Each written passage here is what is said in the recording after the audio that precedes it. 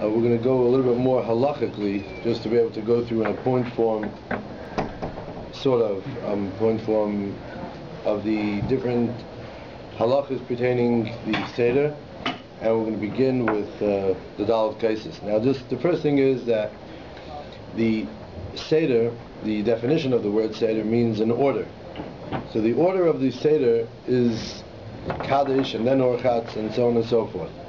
Now, the Seder of the Seder, the order of the Seder, is something that can't be switched around, and it's specific that the Kiddush is set on a cup of wine, and then that the Haggadah is set on a cup of wine, and that benching is set on a cup of wine, and then following that Halachos is set on a cup of wine.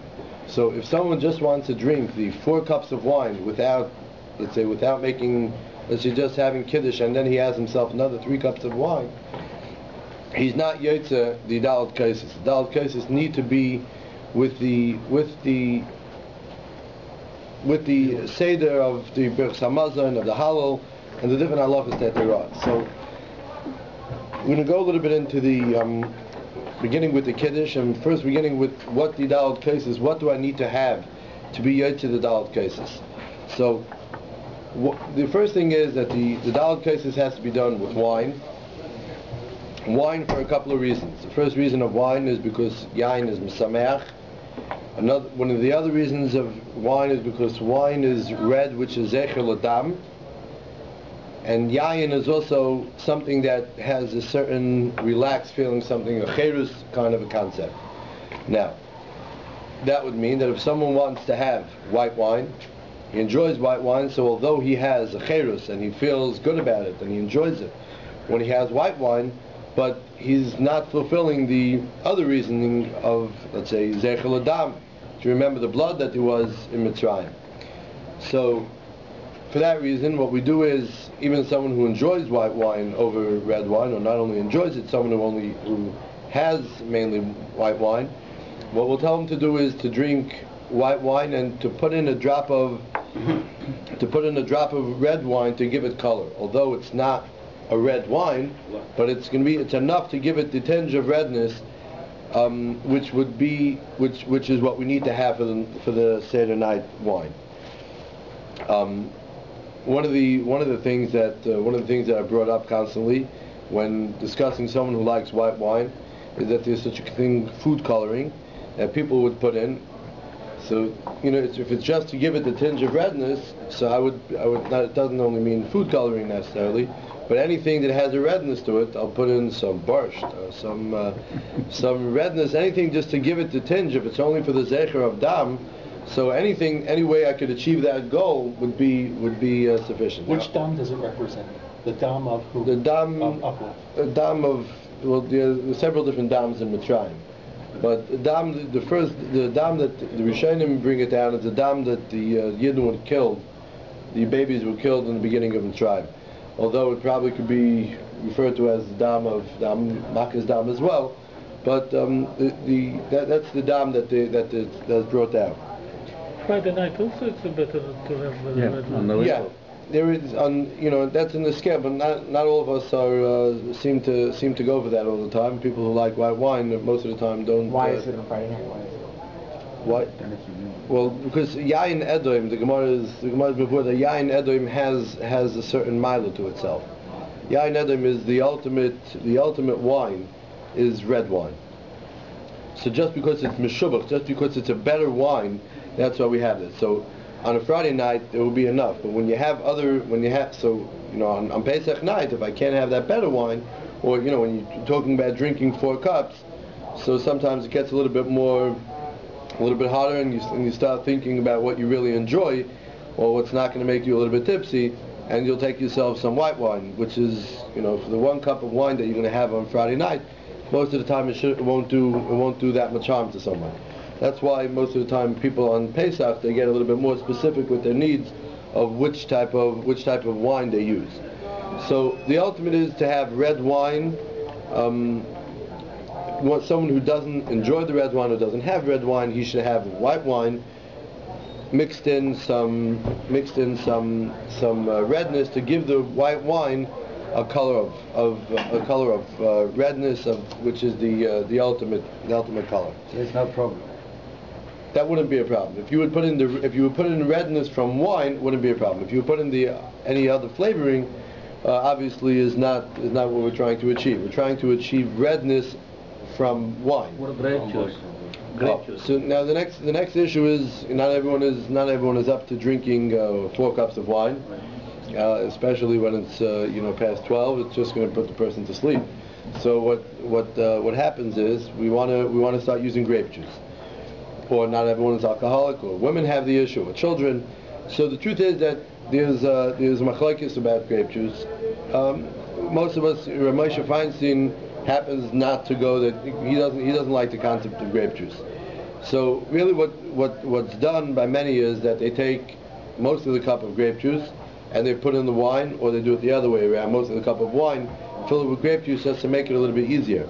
Now, obviously, someone who doesn't enjoy the wine and is going to have a hardship from it, headaches or whatever else, obviously such a person could definitely drink the 4 cups of wine of daled kaisis with grape juice, and not go with Rabbi Moshe Feinstein.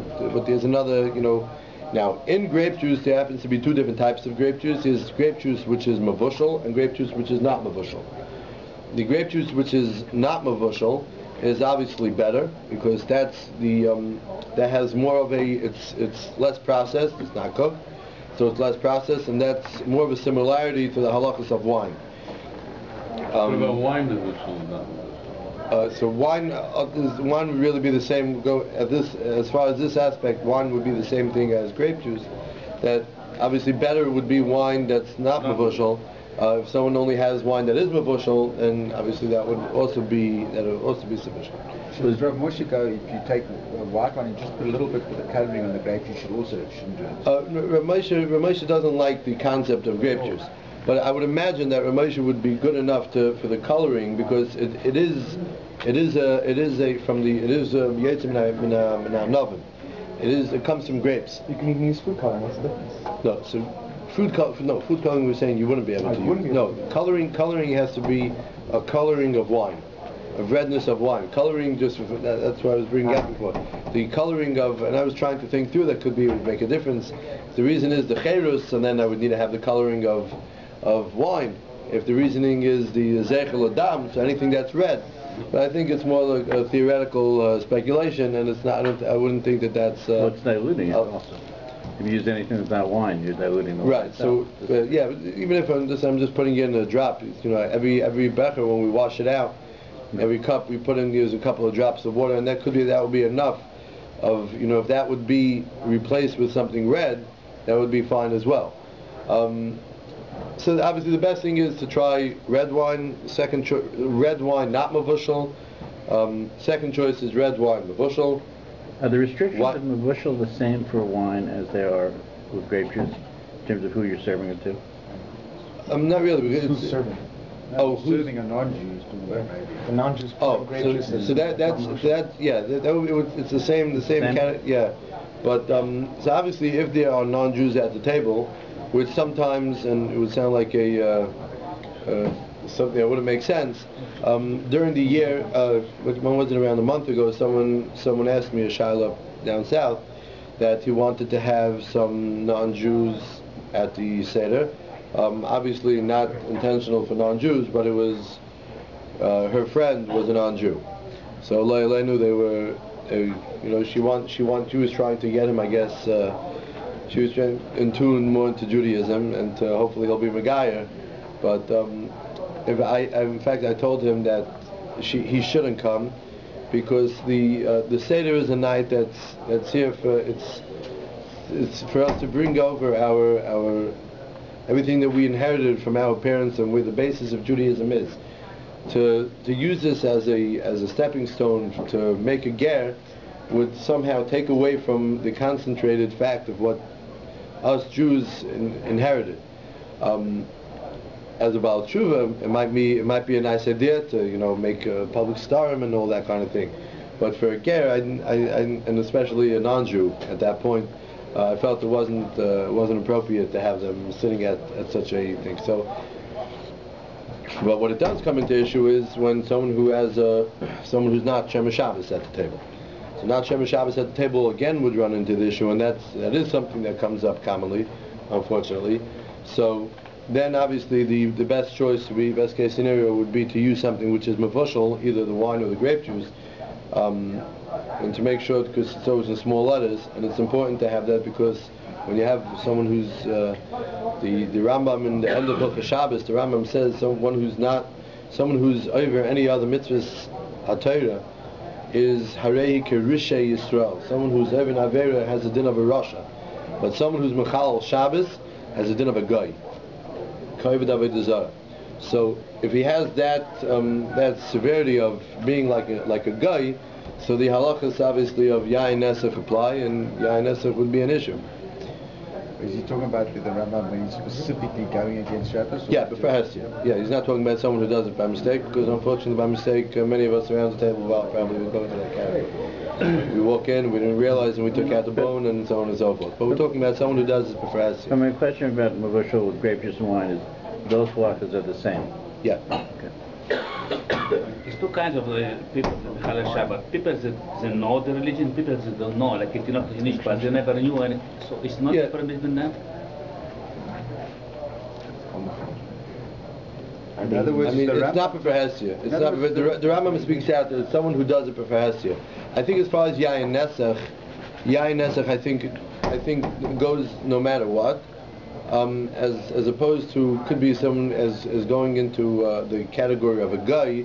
He might not go into the category of a guy if he was a Tinnik Shenishba. He's innocent to a certain extent for what he... It doesn't show Shabbos. But no, the Rambam calls him Harehu Ke'akum, or in the other prince, Harehu Ke'goy. It's a very harsh terminology used, and I happened to have seen it on Thursday when I gave a share on Shabbos about Shabbos. And it struck me a little bit far. It's the last halach in the Rambam. But as far as the dinim of Yain Nesach would be anyone who's not Shomer Shabbos.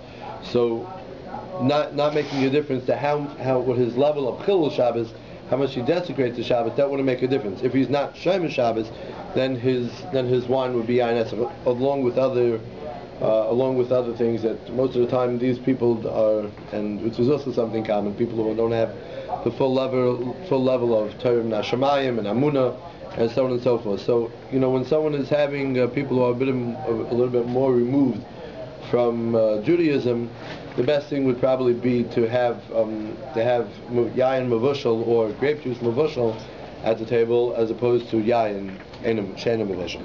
Now, sparkling wine and sparkling grape juice. Some people, and most of sparkling grape juices is something that's very common. Obviously, that would be mutter, because if it's something that has a tam yayin. Sometimes it has to taste like wine. Sparkling wines, there are some of them that are so sweetened that they don't have any tam of wine. Those wouldn't be permissible. But I mean, most of the wines that we have are, the champagne or something like that, has a drop of sparkling inside. That would be fine. Someone who can't drink the dalat kaisis.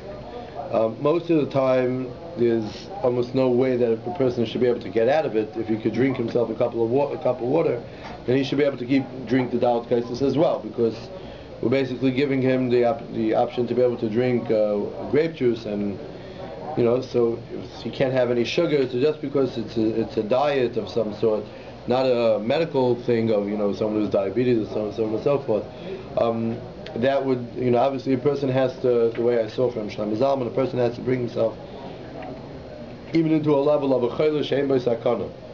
He has to make himself, even if he's going to get himself dizzy, and this would be negeya, particularly when someone forgot to buy grape juice, and he's going to have a terrible headache. He knows that he's only going to have himself wine, he's going to have a terrible headache from it. He doesn't have a chayla she'en bo sakana, he has a chayla she'en bo sakana. He would still have to. He's not part from the mitzvah of dalat kaisis. Dalat kaisis is. Taisus says it lagabi Chanukah. Taisus says that where pisuma nisa, and we spoke about it by our shurim, that pisuma nisa is other. Pisuma nisa, when it's regard to something of pisuma nisa, then you have to be. There's a halacha by Chanukah of shayel u'moichek susay. You have to borrow money for Ner Chanukah, and you have to sell your shirt and your back. You have to sell your clothing for it. And Taisus explains the reason for that is because Daled Kaisis because Pesume Nisa doesn't go with the regular parameters of halacha that there are of regular Kiyam HaMitzvahs. Kiyam HaMitzvahs is a halacha of an Einis. Pesume Nisa, when I'm supposed to be publicizing something, so it's not my Kiyam per se. It's not. We're not. The issue is not only my personal issue. This is an issue that's regard to other people, and for that it has we don't give that many leniencies, and that's why even a chodesh ein by sakana, only ein by sakana. Obviously, no one has to put themselves into more of a sakana type of a situation. But he's just talking about even if you can drink grape juice. Right. So someone who's diabetic and can't drink anything has to speak to a rabbi, because what there are other kind of things that could be called as chamar madina. Chamar madina, what say people do the 9 days, but they drink for Havdalah. Right? Chamar madina is some hold that beer might be going to the category of chamar madina. That's chametz, 100%. Right. So that's not an option on Pesach. Some old coffee. So that's why it's a little bit of an issue. People who are in that in that level of medically unable. Orange juice, there are some that hold, and Coca-Cola, there are some that hold. But these things have to be spoken to a rabbi if someone is in such a situation. Yeah, I'd like not to go over time. So even though Rabbi Bradowitz went a drop longer, I'm going to keep it very short this week. Someone who absolutely cannot drink wine and he didn't get through to a Rav should definitely have someone else be mitzvah them with the Daled Kaisis and with everything else that the Daled Kaisis was set on. Meaning he still has to say the Halal and Bechsamazan and so on and so forth, even though it's a halacha that the Daled Kaisis has to be, the Halal and the Haggadah have to be said on the cup. You have to say it on the cup, and someone else will drink it, and he should be mitzvah you. So even if you can't drink it, but you could derive some sort of a kiyum from the fact, from like Shabbos. But Shabbos, all we need to have is I should be yod to the kiddush. Over here, there's a din I have to drink it. So obviously, if someone could have a teima from it, obviously that's also something. But So you have to designate. Yeah, you have to, whoever it is, other people at the table, and most of us, the minig is that we all, many of us, depending on what the minig is, the minig is that we all make kiddush around the table. Right? All the Daled Kaisis, we all drink the 4 cups. So you have to have someone specifically having a mind to the person who's unable to drink. Just have one guy who doesn't have to drink 2 cups. No. You have one guy drinking 8 cups. Yeah. Okay. Now the thing is like this. Some people want to have themselves a big nice cup and it looks good for the Seder night. I'm not talking about the kosher elio, but the cup of kiddush. The becher, they call it. A nice big becher. When someone's buying the becher, you should just evaluate the different options and different things that come along with it. Is that l'chatchila one has to drink the whole kais. So if someone's going to get a headache or going to get tipsy from drinking the wine, rather let him get himself a 5-ounce cup, a 5-ounce becher, which might not look as classy and impressive for the other people at the table, but he'll be able to have the full cup. Now, someone who does have the full cup, and that's only when before Pesach, a couple of weeks in advance, when you're looking into buying bechers. But someone who has himself the big becher and he's basic for night, he just can't go through it, then he needs to have roiv kais. He needs to drink roiv kais, and the roiv kais has to be more than the share of what the Daled Kaisis must be. Now, I decided before I'm going to give the share that I'm not going to say the amount of I never like going to shurim to speeches that people say amounts. Not of the matzah, I don't plan on saying the amount, and not of the grape juice. But I'm just letting you know that many people hold it between 3 and 5 ounces. So I didn't tell it to you. I'm just telling you what people say. No one heard that one. So there's the so what I do want to bring out is that you have to make sure to drink from the Daled Kaisis. Has to be a roiv kais. L'chatchila it should be a full kais, and b'diavad it could be a roiv kais. A roiv kais more than. Meaning if I'm going to get myself a 6-ounce cup, I'm sorry, a 5-ounce cup, and I'm only going to be Rev Kais, it's going to be 3 ounces, obviously that, what 2.5 ounces, or 2 3/4 ounces, and I'll get myself a little bit, I'm less than the smallest share, but I'm more than Rev Kais, obviously that wouldn't be enough. I need to have Rev Kais of anything more, even if it's more than the share of 3 or 5 ounces, I need to have a halacha of Rev Kais. Now, So that was 51% of the cup, right? for 51%. Yeah, and of course. And we- about 3 ounces. Yeah, that's 3 or 5, yeah. Shabbos Yeah. is not in a break basis. On Shabbos, Friday night, there is a dinner roast. Yeah. Yeah, and of course, Leah, you have some halacha, what you do after this, or? No, so that I think in the third share we're going to discuss the concisely when we go through in a point form of the Seder, but the concisely doesn't have any specific thing. Most of the time you just pour it out from there. It's more of a Kabbalah kind of a thing, something more the pneumius of So the everyone halach. else drinks out of this. There are different customs. Some people drink out of that cup, and some people, only the balabayas drinks from that cup, and some people put that cup aside and they drink it only the next day. So there are many customs, and we might speak about some of the customs then, about the third share when we go through the Seder. It has to be drinking? No, we don't. Eliyahu drinks Rav Kais. Eliyahu drinks. Okay. But in case he didn't Just come. two more things that the kiddush, the cup has to be lifted. Someone who can't lift the cup should at least hold on to the cup, even if it's sitting on the table, just to be holding on to the cup. And that's halacha really every Friday night that has to be done. But over here on the 4 cups, when they're making the bar piragafen, and the reason is to be miyached this cup and for the people around the table. Now, someone who's, let's say, an older person, who's someone who's not able to, so it's really not negaya, because we all know what the Seder is all about. But the halachos of the Seder is ultimately that he should make a mention to everyone at the table that this cup is not some drink. This is a cup of wine that I'm drinking for the Haggadah, or for Halal, or for Bech Samazah. Now, obviously by us we know what it is, right? If we're all standing around and you have the old great-grandfather who's sitting there who can't lift his cup, everyone knows that he's saying he's part of the program. He's just not able to lift it, or if he does, then it might just tip out half of it. Hey, I'm the great-grandfather. But the great-great-grandfather, I'm sorry, I'm talking about the great-great-grandfather then. Your great-grandfather. Sure, I'm the great-grandfather. Your Okay, great-grandfather. now this is a kind of a little bit of a tough halacha, but this it's a halacha. So lechatchila, one should try to drink down. And it's going to sound a little bit much because many of us don't know this. I'm over here, but I know the other places that I give this share. The lechatchila, ideally the cup of wine has to be drank down. The share of whatever the share of Dalet Kaisis is has to be drunk in one gulp, in one swish down. It's kind of hard most of the time, especially if it's wine, to take down 5 ounces, right? Let's take the share of 5 ounces, get down to some 12%, and if it's not, you don't have any sugar to it, a dry wine, it's pretty tough. And the truth is, even a cup of grape juice, if you try 5 ounces down, it doesn't always work. So I'm just, in the order of what should be done, la halacha, that is what is supposed to be done. And I saw from Shlomo Zalman Auerbach, he asks, why isn't there a problem of rabson? Normally it would be like a, I don't know how you say rabson in English. A glutton. Yeah, it's like downing, Yeah.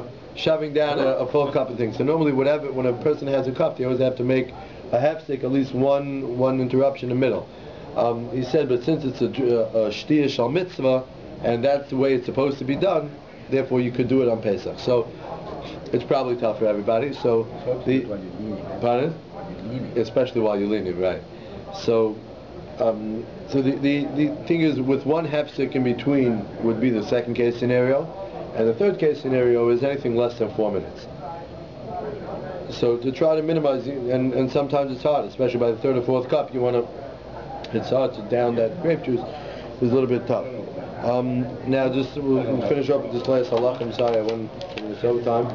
Just the last halakha that I want to speak about, just in the Dalet Kaisis, really, Seder will have to put together with matzah, is that the minig is, lo yimzigu loy, we mentioned this at the share, the minig is, and the Ramah brings it down, a person shouldn't pour their own cup of wine at the Seder. So the Bala Seder, the father, the one who's hosting the Seder, he definitely shouldn't, and he should have someone else, a child or someone else, a spouse, pouring the wine for him. It's mashma the halacha that not only the Bala Seder, but everyone else in the Seder also. So it's kind of thing, I could do it for you and you could do it for me. It doesn't, because I'm the Bala Seder, it doesn't mean I can't pour anyone else's. It just means my cup of wine has to be given to me and presented to me as in a derech malchus and a derech cheres. And the same thing is the next guy on the side of me also has the same halacha. He has to have a derech cheres. So we each cover for each other, and it should be the same thing by the women and even by the children. So the children, obviously, if it's going to mean that at the expense of getting yourself a red tablecloth, it probably wouldn't pay. But the ikar halacha is that the wine has to be presented in a derech cheres format. Thank you very much. Thank you.